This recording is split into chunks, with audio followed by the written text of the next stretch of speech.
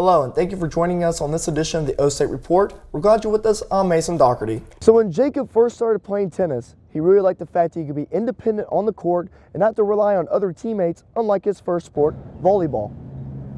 Little did he know how much he would learn to love doubles more. 4 people were killed and 47 were injured. It will be months before we know exactly what caused the driver to do this. It's safe to say that the Pike members will be happy for moving from here to right here, where the new Pike House will be 32,500 square feet. Being an entrepreneur, you think the only thing you have to worry about is the product and the idea. But really, you also have to worry about how you can present that idea. Going into Oral Roberts on Wednesday, he was going in with a 10-game hitting streak, but that ended, and since then, he's gone 1 for 10. Now, that one hit, though, was a double that he had at his last at-bat yesterday, so I expect him to get out of this slump and be productive today. Now, I have to ask, with this being pretty much the final month of college football, what is your Big 12 prediction? How do you think it's all going to shake out? Well, thank you for tuning in to Countdown to Kickoff, our Bedlam edition. Enjoy Bedlam College Game Day coming in town to Stillwater. It's going to be a great one. Here at OSU, the Emenlo Library has been a famous landmark since 1953. Students come here to study all night to taking pictures at it for graduation. But for the first time, it's going through a major renovation, and it all starts at the top. It's known for its orange lights that light up throughout homecoming, but that's going to be put on hold. After an inspection 2 years ago, the stones on the bell tower were in a lot worse condition than expected.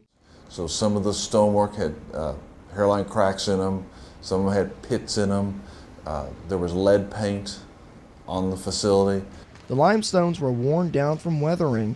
The stones will be replaced and filled in with new pins between them. There will also be a new bell and light system.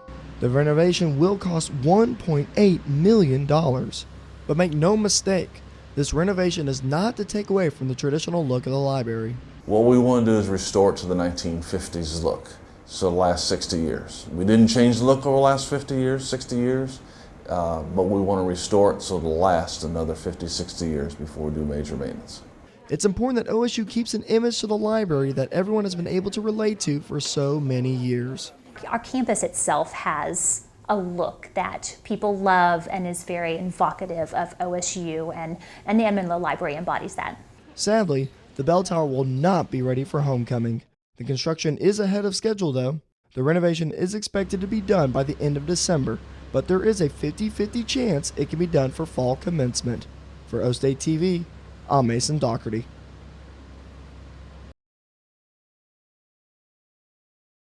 We talked about how it began, where it's going in the future for Mason Rudolph. They're going to bring 5. And Rudolph looking for room in the pocket. Gets loose. No one home for West Virginia. They all had their... Cowboy fans have been treated well this season. They've seen a quarterback grow into a playmaker, and it all started so unexpectedly. The 1-year anniversary of you playing against Baylor. You know, last season you had the redshirt year, and that was cut off short.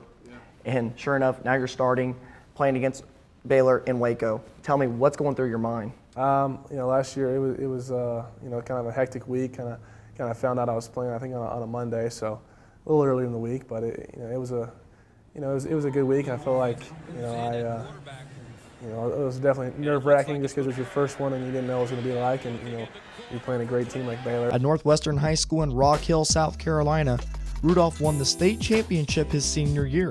He also threw for 64 touchdowns and ran for 16 that season. Now, you've had a pretty good college career so far. Only 1 loss. You're undefeated against the Big 12 except for Baylor, of course. And you had a pretty good high school football career as well. Did you expect that winning mentality that you have to translate so easily from high school to college? Just that winning attitude that you try to keep with you, and here it's just been a great experience to be around these coaches and these players who push you and try to get the best out of you. But the spotlight hasn't been completely on Rudolph. Backup quarterback J.W. Walsh has assisted Rudolph with a duo combination. And when Walsh leaves after this season, where does that leave you? It leaves me without a good friend in J-Dub. I'm sure he'll be moving on to whatever he's doing, but he's a great guy and someone I've had the pleasure of being able to meet and to hang out with these past couple of years. But it'll be it'll just be another chance for for me to come back and improve my game and look forward to the next year. I have full confidence in him being the main guy next year. I mean, the one thing holding him back is the red zone reps. I get that. But with another offseason, more practice, and just seeing how J.W. Walsh does it, I have a lot of confidence in Rudolph going forward. After a tragedy comes healing. The OSU Human Resources Department is providing that healing process. Counseling is being offered to students, staff, and community residents following the tragic events last Saturday. It's located at the Career Services on the 3rd floor of the Student Union. Patients can see the dogs from Pete's Pet Posse before talking to someone. The counseling has been very effective. We've had a great turnout. The Student Council Services have teamed up with the Employee Assistance Program and ComPsych to supply counselors. We do have counselors from all over the state of Oklahoma here working with us this week to help with the response. Some of those counselors have come out of retirement this week to help the cause.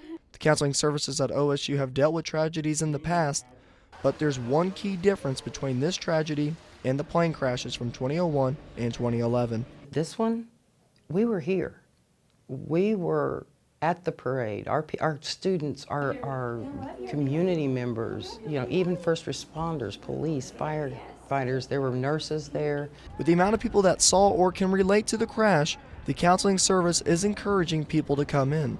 It's a way to get out those feelings that might be trapped inside from experiencing a horrific event. Before you can begin healing, you've got to grieve. And a lot of times what we do at this stage of an event like this is give people permission to grieve, give people permission to feel the feelings they're feeling.